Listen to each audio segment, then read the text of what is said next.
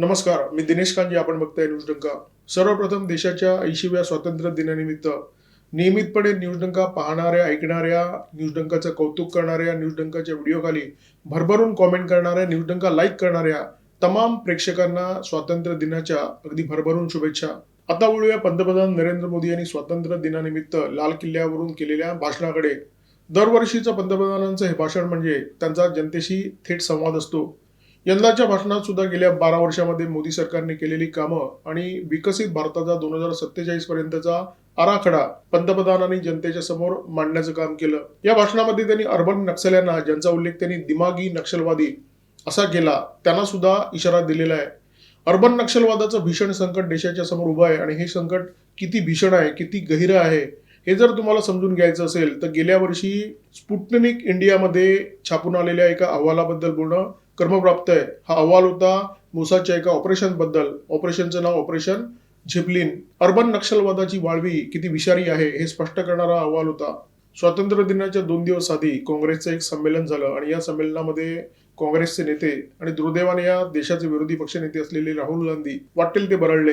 पंतप्रधान नरेंद्र मोदी यांच्यावर त्यांनी अनर्गळ टीका केली. त्याच्या आधी जंतर मंतरवर एक आंदोलन झालं होतं, विद्यार्थ्यांचं तथाकथित आंदोलन, कॉक्रोच जनता पार्टीचं आंदोलन. या आंदोलनात सुद्धा काही आंदोलकांनी पंतप्रधानांच्या विरोधात अभद्र भाषेचा प्रयोग केला. परंतु लाल किल्ल्यावर आज पंतप्रधानांचं जे भाषण झालं त्याच्यावर या दोन्ही घटनांचं किंचित सुद्धा सावट नव्हतं. पंतप्रधानांनी नेहमीप्रमाणे अत्यंत मनमोकळा संवाद जनतेशी साधला. देशवासियांच्या सौभाग्याने पंतप्रधान नरेंद्र मोदींवर भुंकणाऱ्या कुत्र्यांचा काहीही परिणाम होत नाही. ते टीकेमुळे विचलित होत नाही. हाती चले बाजार, कुत्ते भोके हजार अशी त्यांची शैली आहे आणि पंतप्रधानांचा हा जो शांतपणा आहे, हा निश्चलपणा आहे, तो देशवासियांना प्रचंड भावतो. स्वातंत्र्य दिनी लाल किल्ल्यावरून त्यांनी जे भाषण केलं त्या भाषणामध्ये त्यांनी विकसित भारताचा आराखडा मांडलाच, शिवाय 2047 पर्यंत देशाला जर विकसित करायचं असेल तर त्याची सप्तसूत्री कोणती असावी हे सुद्धा त्यांनी जनतेच्या समोर मांडण्याचा प्रयत्न केला. गेल्या 8 दशकात देशवासियांचा अनुभव असा आहे की प्रत्येक स्वातंत्र्य दिनी देशातला प्रत्येक पंतप्रधान लाल किल्ल्यावरून नवनव्या घोषणा करत असतो. मोदींबाबत वेगळेपण हे आहे की ते ज्या घोषणा करतात त्या घोषणा प्रत्यक्षात आलेल्या जनतेला पाहायला मिळतात. यंदाचा स्वातंत्र्य दिन 80वा स्वातंत्र्य दिन होता. देशासाठी अत्यंत महत्वाचा दिवस आणि या दिवशी पंतप्रधान नरेंद्र मोदी यांनी अत्यंत महत्वपूर्ण अशा घोषणा केलेल्या आहेत. दरवर्षी या देशातल्या 1 कोटी तरुणांना एआयचं प्रशिक्षण, समुद्रामध्ये जे खनिज साठे आणि तेल साठे आहेत ते शोधण्यासाठी 85,000 कोटींची तरतूद, सेमीकंडक्टर चिपच्या क्षेत्रामध्ये देशाला आत्मनिर्भर बनवण्यासाठी एक संपूर्ण आणि परिपूर्ण अशा प्रकारची योजना, कोचिंगमध्ये जे विद्यार्थी दरवर्षी शिकतात आणि त्या कोचिंगच्या प्रशिक्षणासाठी प्रचंड पैसा खर्च करतात, त्या विद्यार्थ्यांसाठी तज्ञ शिक्षक आणि डिजिटल इन्फ्रास्ट्रक्चरची व्यवस्था करून ऑनलाईन कोचिंगची योजना, जेणेकरून त्यांची नाडवणूक होणार नाही या कोचिंग क्लासवाल्यांकडून. देशातील महिलांना विधानसभा आणि लोकसभेमध्ये 33% आरक्षण देणं हे पंतप्रधान नरेंद्र मोदी यांचं स्वप्न आहे. यंदाच्या पावसाळी अधिवेशनामध्ये सरकारने तसा प्रयत्न सुद्धा केला होता, परंतु हे विधेयक काँग्रेसच्या नीतीमुळे, काँग्रेसच्या राजकारणामुळे, काँग्रेसच्या गदारोळामुळे संसदेमध्ये पारित होऊ शकलं नाही. परंतु मोदी यांनी हे स्वप्न सोडलेलं नाहीये. लाल किल्ल्यावरून पुन्हा एकदा त्यांनी देशातल्या तमाम पक्षांना आवाहन केलं की हे प्रत्यक्षात येण्यासाठी आपण सगळे एकत्र येऊन आपण हे सगळं काम करू. या देशातल्या नारी शक्तीबद्दल पंतप्रधान मोदींनी महत्वाची घोषणा केलीच, याशिवाय तरुणांसाठी त्यांनी एक मोठं लक्ष दिलेलं आहे. ते असं म्हणाले की गेल्या 5-7 दशकामध्ये जे काम होऊ शकलं नाही ते काम आपल्याला येत्या 5-7 वर्षामध्ये करायचं आहे. त्याच्यासाठी या देशातलं जे वर्क कल्चर आहे ते बदलण्याची गरज आहे, कामाची गती वाढवण्याची गरज आहे आणि विशेष करून तरुणांनी आपली मानसिकता बदलण्याची गरज आहे. गेल्या 12 वर्षात नरेंद्र मोदी यांच्या सरकारने भरपूर विकास कामं केलेली आहेत. रस्ते बनवले, पूल बनवले, टनेल बनवले. संरक्षण निर्मितीच्या क्षेत्रामध्ये आपण बऱ्यापैकी आत्मनिर्भर झालेलो आहोत. इलेक्ट्रॉनिकच्या क्षेत्रामध्ये आपण खूप मोठी झेप घेतली. सेमीकंडक्टर, क्वांटम या क्षेत्रामध्ये आपण खूप महत्वाची आणि दमदार पावलं टाकली. आपण अंतराळाच्या क्षेत्रामध्ये सुद्धा खूप मोठी भरारी घेतलेली आहे. परंतु या देशातला एक खूप मोठा असा वर्ग आहे, त्यांना ही कामं दिसतात. या कामांबद्दल ते नरेंद्र मोदी यांची प्रशंसा सुद्धा करतात. परंतु त्यांचं एक ठाम मत आहे, नरेंद्र मोदी यांनी काही काळ ही सगळी विकास कामं बाजूला ठेवावी आणि एकच काम करावं, ते म्हणजे या देशामध्ये जे देशद्रोही आहेत, देशविरोधी कारवाया करणारे जे लोक आहेत, ती वाळवी आहे जी सतत या देशाला पोखरण्याचं काम करते. त्या वाळवीला ठेचण्याचं काम नरेंद्र मोदी यांनी वर्षभर तरी करावं अशी या देशातल्या अनेक लोकांची भावना आहे. नरेंद्र मोदी या वाळवीबद्दल त्यांच्या संपूर्ण भाषणामध्ये फार काय बोलले नाहीत, परंतु ते जे काही बोलले ते अत्यंत महत्वपूर्ण होतं. आपल्या प्रदीर्घ भाषणामध्ये नरेंद्र मोदी यांनी देशविरोधी तत्वांसाठी फार वाक्य खर्च केली नाहीत. ते मोजकं बोलले, परंतु ते जे काही बोलले ते अत्यंत महत्वाचं होतं. त्यांनी असं सांगितलं की पूर्वी युद्ध फक्त सीमेवर व्हायची, परंतु आता तशी परिस्थिती राहिलेली नाहीये. मोदी यांच्या या विधानाचा अर्थ समजून घेण्याची गरज आहे. या देशातल्या काही जयचंदांचा वापर करून काही देशविरोधी तत्व या देशाचा कणा मोडण्याचा प्रयत्न करतायत. अनेक आंदोलनं होतात, परंतु त्या आंदोलनाचा दाखवायचा हेतू आणि अंतस्थ हेतू पूर्णपणे वेगळा असतो. या देशामध्ये एक ताजं आंदोलन झालेलं आहे. जेन झीच्या नावाखाली हे आंदोलन करण्यात आलं. तरुणांना भडकवण्याचा प्रयत्न करण्यात आला, परंतु या आंदोलनाच्या मागे तरुणांचं भलं करण्याची मानसिकता कमी होती. ज्यांनी या आंदोलनाला हवा दिली त्यांचा हेतू होता हा देश जळताना पाहण्याची. अशा देशविरोधी तत्वांसाठी नरेंद्र मोदी शब्द वापरतात दिमागी नक्षलवादी. ते असं म्हणतात की आम्ही बंदूकधारी नक्षलवाद्यांना तर संपवलं, परंतु दिमागी नक्षलवादी हे देशाच्या समोर एक खूप मोठं संकट आहे. हा देशाच्या तरुण पिढीला आणि देशाच्या भवितव्याला सगळ्यात मोठा धोका आहे. या दिमागी नक्षलवाद्यांना ओळखलं पाहिजे, त्यांना एकाकी पाडलं पाहिजे आणि त्यांचे मुखवटे उरबाडले पाहिजेत, असं आवाहन नरेंद्र मोदी यांनी त्यांच्या भाषणामध्ये केलं. एक वाक्य ते बोलले नाहीत, परंतु ते आपण समजून घेतलं पाहिजे. या दिमागी नक्षलवाद्यांना या देशातून पूर्णपणे संपवलं पाहिजे. ज्या नक्षलवाद्यांनी हातामध्ये बंदूक पकडलेली आहे ते फार तर काय करू शकतात, ते काही लोकांना ठार करू शकतात, परंतु दिमागी नक्षलवादी नावाची जी वाळवी आहे त्या नक्षलवादी वाळवीमध्ये संपूर्ण देश पोखरण्याची आणि संपूर्ण देश उद्ध्वस्त करण्याची क्षमता आहे. काही दिवसापूर्वी तरुणांचं आंदोलन झालं, तरुणांना भडकवण्याचा प्रयत्न झाला आणि त्याच्याही काही दिवसापूर्वी या देशातील जी औद्योगिक इकोसिस्टीम आहे त्याला चूड लावण्याचा प्रयत्न झाला आणि त्या प्रयत्नांमध्ये या देशातल्या काही दिमागी नक्षलवाद्यांचा पूर्णपणे हातभार होता. हे दिमागी नक्षलवादी या देशाच्या विरोधात कोणत्या प्रकारच्या कारवाया करतात, औद्योगिक विश्वाला धक्का देण्याआधी त्यांनी नेमकं कोणतं षडयंत्र रचलं होतं, या देशातले कोणते लोक त्याच्यामध्ये सहभागी झाले होते, विदेशातील कोणत्या लोकांचा आणि संस्थांचा या षडयंत्रामध्ये हात होता, या गोष्टींचा उलगडा मोसादच्या एका ऑपरेशनमध्ये झाला होता. त्या ऑपरेशनचं नाव ऑपरेशन झेपलिन. रशियाची सरकारी वृत्तसंस्था आहे स्पुटनिक. या स्पुटनिकने एक अहवाल त्यांच्या वर्तमानपत्रामध्ये प्रसिद्ध केला होता आणि या अहवालातून ही माहिती सर्वप्रथम जगाच्या समोर आली होती. हे षडयंत्र सुरू होतं भारताच्या एका खूप मोठ्या उद्योग समूहाच्या विरोधात. त्या समूहाचं नाव तुम्हाला सगळ्यांना माहिती आहे, अदानी समूह. काही दिवसापूर्वी न्यूयॉर्कच्या फेडरल न्यायालयाने गौतम अदानी, सागर अदानी आणि अदानी समूहाचे जे इतर कर्मचारी होते त्यांच्या विरोधात सुरू असलेला खटला रद्द करण्याचे आदेश दिले. अदानी समूहासाठी हा खूप मोठा दिलासा आहे, भारतासाठी सुद्धा खूप मोठा दिलासा आहे, कारण भारताच्या एकूणच अर्थकारणामध्ये अदानींचं जे योगदान आहे ते खूप मोठं आहे. हा जो सगळा घटनाक्रम आहे तो खूप मोठा आहे. नोव्हेंबर 2024 मध्ये अमेरिकेच्या डिपार्टमेंट ऑफ जस्टिसने आणि सिक्युरिटी अँड एक्सचेंज कमिशनने अदानी समूहावर असा ठपका ठेवला होता की सौर ऊर्जेची कंत्राट मिळवण्यासाठी अदानी समूहाने $256 दशलक्ष लाच देऊ करण्याचा प्रस्ताव दिला होता आणि या प्रकरणी अदानी समूहावर हा खटला अमेरिकेमध्ये सुरू करण्यात आला होता आणि त्या खटल्यातून आता अदानी समूहाला दिलासा मिळालेला आहे.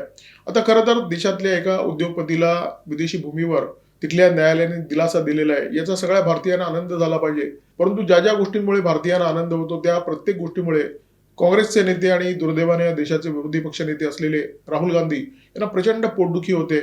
राहुल गांधी यांनी या निकालाच्या संदर्भात आपली प्रतिक्रिया दिली. खरं तर ती प्रतिक्रिया नव्हती, ती त्यांची जळजळ होती, ती त्यांची पोटदुखी होती. राहुल गांधी असं म्हणाले की देशाच्या कॉम्प्रोमाइज पंतप्रधानांनी देशहित गहाण ठेवून हा सौदा केलेला आहे. म्हणजे त्यांचं असं म्हणणं आहे की हा जो निकाल अमेरिकेच्या न्यायालयाने दिलेला आहे त्या निकालासाठी देशाच्या पंतप्रधानांनी काही तडजोडी केलेल्या आहेत. म्हणजे देशाचं भलं बाजूला ठेवून त्यांनी अदानी समूहाचं भलं केलेलं आहे. भारत आणि इस्रायल हे घट्ट मित्र आहेत आणि दोघांचे जे हितसंबंध आहेत ते एकमेकांमध्ये सामावलेले आहेत, जुळलेले आहेत. 23 एप्रिल 2025 रोजी रशियन वृत्तसंस्था असलेल्या स्पुटनिकने एक बातमी प्रसिद्ध केली. या बातमीचं शीर्षक होतं how Mossad expose enemies of Adani. ही बातमी होती मोसादच्या एका मोहिमेच्या संदर्भात आणि त्या मोहिमेचं नाव होतं ऑपरेशन झेपलिन. ही बातमी जेव्हा प्रसिद्ध झाली तेव्हा त्यातला जो तपशील आहे त्या तपशिलामुळे जगभरामध्ये खळबळ उडाली आणि जगभरातल्या सुरक्षा तज्ज्ञांचं या बातमीकडे लक्ष वेधलं गेलं. स्पुटनिकमध्ये मोसादच्या ऑपरेशन झेपलिन बद्दल जो अहवाल प्रसिद्ध झाला तो अत्यंत खळबळजनक होता आणि भारतासाठी तो प्रचंड खळबळजनक होता. जानेवारी 2023 मध्ये कॅलिफोर्नियामध्ये एक बैठक झाली. त्या बैठकीमध्ये Hindenburg research and short selling फर्मची टीम होती आणि भारतातील काही काँग्रेस नेते या बैठकीमध्ये सहभागी झाले होते. त्यापैकी एका नेत्याच्या नावाचा उल्लेख या मोसादच्या अहवालामध्ये बिटर डायनेस्ट असा करण्यात आलेला आहे. बिटर म्हणजे कडू, डायनेस्ट म्हणजे वारसदार. आता तो कोण असेल याची तुम्ही कल्पना करू शकता. या बैठकीमध्ये असं निश्चित झालं की पंतप्रधान नरेंद्र मोदी आणि गौतम अदानी आणि त्यांच्या उद्योग समूहाला टार्गेट करायचं. हिंडनबर्गचा हा अहवाल प्रसिद्ध झाला आणि त्याच्यानंतर काय झालं तुम्हाला सगळ्यांना माहिती आहे. अदानी समूहाला $100 अब्ज फटका बसला. आता तुम्ही म्हणाल अदानी समूह भारतातला, त्याच्या विरोधात षडयंत्र करणारे राजकीय नेते भारतातले, त्याला टार्गेट करणारी फर्म अमेरिकेमधली, इस्रायलचा याच्यामध्ये काय संबंध? इस्रायलने या संपूर्ण भानगडीमध्ये लक्ष का घातलं आणि इस्रायलने हे संपूर्ण प्रकरण बाहेर का काढलं, स्पुटनिक पर्यंत का पोहोचवलं? तर याचं कारण स्पष्ट आहे. हा जो अहवाल प्रसिद्ध झाला त्याच्यानंतर इस्रायल आणि भारतामध्ये एक महत्वाची बैठक झाली. ही बैठक होती अदानी समूह आणि इस्रायल सरकार यांच्या दरम्यान. कारण अदानी समूह इस्रायलचं हायफा बंदर ताब्यात घेणार होता, हा करार होणार होता आणि हा करार होता $1.2 बिलियन. अत्यंत महत्वाचा करार होता दोन्ही देशांसाठी. या कराराला चूड लावण्यासाठी हे सगळं ऑपरेशन झालं होतं. त्याच्यामुळे इस्रायलचा सुद्धा याच्यामध्ये थेट संबंध होता. स्पुटनिकने या बैठकीमध्ये इस्रायलचे पंतप्रधान बेंजामिन नेतन्याहू आणि गौतम अदानी हे दोघेही उपस्थित होते असं नोंदवलंय आणि पुढे जाऊन त्यांचा संवाद सुद्धा दिलेला आहे. अर्थात हा सगळा संवाद सूत्रांच्या आधारावर आहे. या बैठकीमध्ये बेंजामिन नेतन्याहू जे इस्रायलचे पंतप्रधान आहेत ते गौतम अदानींना प्रश्न विचारतात की हिंडनबर्गचा हा अहवाल जो प्रसिद्ध झालाय त्या अहवालामुळे तुम्हाला निश्चितपणे धक्का बसला असेल ना? तर अदानी त्याच्यावर उत्तर देतात अजिबात नाही, कारण हा अहवाल पूर्णपणे बनावट आहे. तर त्याच्यावर बेंजामिन नेतन्याहू यांनी जे उत्तर दिलेलं आहे, म्हणजे त्यांनी जी काही विधानं केलेली ती अत्यंत महत्वाची आहेत. ते असं म्हणतात की हो, आम्हाला पण माहिती आहे की हे सगळं बनावट आहे, तुम्हाला याचा काही धोका वाटत नाहीये, परंतु आम्हाला काळजी घेणं भाग आहे, कारण हा संपूर्ण तुम्हाला कमजोर करण्याचा डाव आहे आणि तुम्ही जर कमजोर झालात तर याच्यामुळे फक्त हा बंदराचा जो करार आहे तो धोक्यात येणार नाहीये. भारत आणि इस्रायल मिळून जे काही करण्याचा प्रयत्न करतोय त्या सगळ्या प्रयत्नांना चूड लागेल. स्पुटनिकने या बातमीमध्ये पुढे सूत्रांच्या हवाल्याने असं म्हटलेलं आहे की इस्रायलचे पंतप्रधान नेतन्याहू यांनी हिंडनबर्गच्या अहवालाचं वर्णन इस्रायलवर झालेला अप्रत्यक्ष हल्ला या शब्दामध्ये केलेलं आहे आणि नेतन्याहू अडानी यांची जी बैठक हायफा बंदराच्या संदर्भात पार पडली त्याच्यानंतर आठवड्याभराने इस्रायलच्या मोसादने ऑपरेशन सुरू केलं, ऑपरेशन झिपलिन. आणि त्या ऑपरेशनमध्ये याचा उलगडा करण्याचा प्रयत्न करण्यात आला की भारताला का लक्ष करण्यात आलेलं आहे, अदानी समूहाला का लक्ष करण्यात आलेलं आहे आणि या षडयंत्रामध्ये भारतातले आणि जगभरातले नेमके कोण कोण लोक सहभागी झालेले आहेत. इस्रायल सरकारच्या आदेशानंतर मोसादने या संपूर्ण प्रकरणाचं खोदकाम सुरू केलं आणि जसं जसं खोदकाम सुरू होत गेलं तसं तसं मोसादला या प्रकरणाच्या मागे असलेलं आंतरराष्ट्रीय जाळं किती मोठं आहे याचा उलगडा होत गेला. या संपूर्ण प्रकरणामध्ये काही पत्रकार आहेत, काही वकील आहेत, हेज फंडचे मालक आहेत, काही राजकीय नेते आहेत आणि त्या सगळ्यांच्या तारा जुळल्या जातात बायडन प्रशासनाशी, अमेरिकी डीप स्टेटशी आणि आंतरराष्ट्रीय एनजीओ माफिया जॉर्ज सोरोस जो उद्योगपती आहे, ओपन सोसायटी फाउंडेशनचा करता करविता आहे त्याच्यासोबत. मोसादच्या अहवालामध्ये ज्याचा उल्लेख पीटर डॅनेस्ट अशा प्रकारे केलेला आहे, तो काँग्रेसचा नेता याच्यामध्ये अत्यंत महत्वाची भूमिका बजावत होता. तो हिंडनबर्गच्या टीम बरोबर समन्वय करत होता. 2023 मध्ये जी भेट झाली कॅलिफोर्नियामध्ये पालो अल्टो येथे, त्या भेटीसाठी हा व्यक्तिशः तिथे गेला होता आणि त्यानेच हिंडनबर्गच्या संपूर्ण टीमची चर्चा केली होती. अमेरिकेमध्ये आणखी एक माणूस या संपूर्ण प्रकरणाचं सूत्रसंचालन करत होता आणि तो माणूस सुद्धा आपल्या सगळ्यांना परिचित आहे, सॅम पित्रोदा. सॅम पित्रोदा हे राहुल गांधी यांचे राजकीय गुरु आहेत, गांधी घराण्याचे अत्यंत निकटवर्तीय, अत्यंत विश्वासू आणि त्यांच्या सगळ्या भानगडीमध्ये यांचा पूर्ण सहभाग असतो. अमेरिकेमध्ये राहून ते गांधी घराण्याची हितसंबंध जपण्याचं काम करत असतात आणि मोसादचं हे संपूर्ण जे ऑपरेशन आहे त्या ऑपरेशनच्या केंद्रस्थानी जशी अमेरिका आहे तसे सॅम पित्रोदा सुद्धा आहेत. डिसेंबर 2024 मध्ये एक बातमी प्रसिद्ध झाली आणि ही बातमी काँग्रेसवाल्यांची झोप उडवणारी होती. बातमी अशी होती की अमेरिकेमध्ये सॅम पित्रोदा यांचं जे घर आहे त्या घरातला होम सर्व्हर काही हॅकरने हॅक केला आणि त्याच्यामध्ये जी माहिती होती ती उघड न करण्याच्या अटीवर काही खंडणी, म्हणजे जबरदस्त खंडणी सॅम पित्रोदा यांच्याकडे मागण्यात आली. ही खंडणी क्रिप्टो करन्सीमध्ये मागण्यात आली होती. एकदा तुमचा होम सर्व्हर हॅक झाला की तुमच्या डेस्कटॉपमध्ये, तुमच्या लॅपटॉपमध्ये, तुमच्या मोबाईलमध्ये जी काही माहिती आहे ती सगळी हॅकरकडे जाते. असं मानायला वावं की हे हॅकिंग मोसादनेच केलं होतं. ऑपरेशन झेपलिनसाठी हे हॅकिंग झालं होतं आणि या हॅकिंगच्या माध्यमातून मोसादकडे माहितीचं घबाड आलं. मोसादच्या लक्षात आलं की हिंडनबर्ग प्रकरणाच्या मागे कुठेतरी युएसएड आहे. युएसएड म्हणजे अमेरिकी डीप स्टेटसाठी काम करणारी अत्यंत महत्वाची संस्था, ज्या संस्थेच्या माध्यमातून अमेरिका जगभरामध्ये डॉलरचं वाटप करत असते, ती युएसएड या प्रकरणामध्ये आहे. जॉर्ज सोरोसची एक वृत्तसंस्था आहे, organize crime and corruption reporting project. ज्या वृत्तसंस्थेच्या अहवालाचा वापर करून राहुल गांधी यांनी अनेक वेळा पत्रकार परिषदा घेतल्या आणि या सगळ्या पत्रकार परिषदा बहुतेक वेळा संसदेच्या अधिवेशनाच्या आधी होत असत आणि त्यामध्ये जे मुद्दे आहेत त्या मुद्द्यांचा वापर करून संसदेच्या अधिवेशनाला ठप्प करण्याचं काम काँग्रेस नेते करत, तर त्या वृत्तसंस्थेचा सुद्धा या संपूर्ण प्रकरणामध्ये सहभाग आहे ही बाब उघड झाली. अर्थात याच्यामध्ये काँग्रेस नेत्यांचा जो सहभाग होता त्या सहभागाचा तपशील सुद्धा मोसादच्या हाती आला. आता एवढं सगळं घबाड हाती आल्यानंतर मोसादने काय केलं, ही सगळी माहिती बड्या वृत्तसंस्थांकडे पाठवण्याचा प्रयत्न केला. बड्या वृत्तसंस्थांमध्ये याच्याबाबत काहीतरी खळबळजनक गौप्यस्फोट व्हावा असा प्रयत्न झाला. ही माहिती पाठवण्यात आली रॉयटर्सकडे, ब्लूमबर्गकडे, द गार्डियनकडे, परंतु कोणीही ही माहिती छापली नाही, कारण याच्यामध्ये USAIDचा हात होता. ही बातमी छापली फ्रेंचच्या एका मीडियाने, त्याचं नाव मीडियापार्टमध्ये या संपूर्ण अहवालाचा काही अंश छापून आला. एप्रिल 2025 मध्ये स्पुटनिकमध्ये हा संपूर्ण अहवाल प्रसिद्ध झाला. या अहवालामुळे प्रचंड खळबळ उडाली, परंतु हा संपूर्ण अहवाल सूत्रांच्या आधारावर होता आणि हे अगदी स्वाभाविक आहे. जर मोसादने ही माहिती दिली आहे तर मोसाद कधीच म्हणणार नाही की आम्ही ही माहिती दिलेली आहे, किंवा इस्रायल सरकार सुद्धा या माहितीचं पितृत्व घेणार नाही. काँग्रेसने सुद्धा याचाच फायदा घेतला आणि काखावर केल्या. काँग्रेसने सांगितलं की आमचा ना हिंडनबर्गशी संबंध आहे, ना जॉर्ज सोरोसशी संबंध आहे, किंवा अमेरिकी डीप स्टेटशी संबंध आहे. या सगळ्या कड्या आहेत. या कड्या जोडण्याचं काम अर्थातच सर्वसामान्य जनतेला केलं पाहिजे. सर्वसामान्य जनतेला आपली विवेकबुद्धी वापरली पाहिजे, आपला मेंदू वापरला पाहिजे आणि या माहितीतून जो निष्कर्ष काढायचा तो काढला पाहिजे.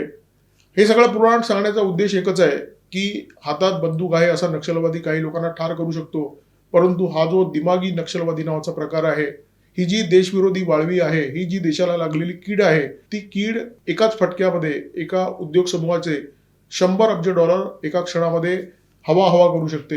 स्वातंत्र्य दिनी लाल किल्ल्यावरून भाषण देताना पंतप्रधान नरेंद्र मोदी यांनी या दिमागी नक्षलवाद या विषयाचा उल्लेख केला. या शब्दाचा पहिल्यांदा त्यांनी उल्लेख केला. अर्बन नक्षलवादी यांच्यासाठी वापरण्यात येणारा हा शब्द त्यांनी एका नव्या रूपामध्ये जनतेच्या समोर ठेवला. आता हे दिमागी नक्षलवादी आहेत, त्यांचा जो धोका आहे तो काय आहे हे सरकारला व्यवस्थित माहिती आहे. सरकार या दिशेने गेली बरीच वर्ष काम करते आहे. यांना बऱ्यापैकी खणून काढण्यामध्ये सरकारला यश सुद्धा आलेलं आहे. ही मंडळी प्रत्येक ठिकाणी शिरली होती. सरकार पातळीवर, प्रशासन पातळीवर मोदी सरकारने या सगळ्यांना वेचून बाहेर काढलं. हा धोका आहे हे सरकारला ठाऊक आहे. फक्त मोदींनी जनतेला सांगण्याचा प्रयत्न केलेला आहे की ही देश कुरतडणारी वाळवी आहे आणि या वाळवीपासून सावध राहा आणि या वाळवीशी लढायला सुद्धा तयार व्हा. पंतप्रधानांचा हा इशारा आपल्या सगळ्यांसाठी आहे आणि तो इशारा आपण अत्यंत गंभीरपणे घेतला पाहिजे. या व्हिडिओमध्ये तुर्तास इथेच थांबतोय. पुन्हा एकदा आपल्या सर्वांना स्वातंत्र्य दिनाच्या मनपूर्वक आणि भरभरून शुभेच्छा. या व्हिडिओमध्ये माझ्यासोबत होते cameraman Omkar Bhagwat, video editor Ajay Shelke. नमस्कार आणि धन्यवाद.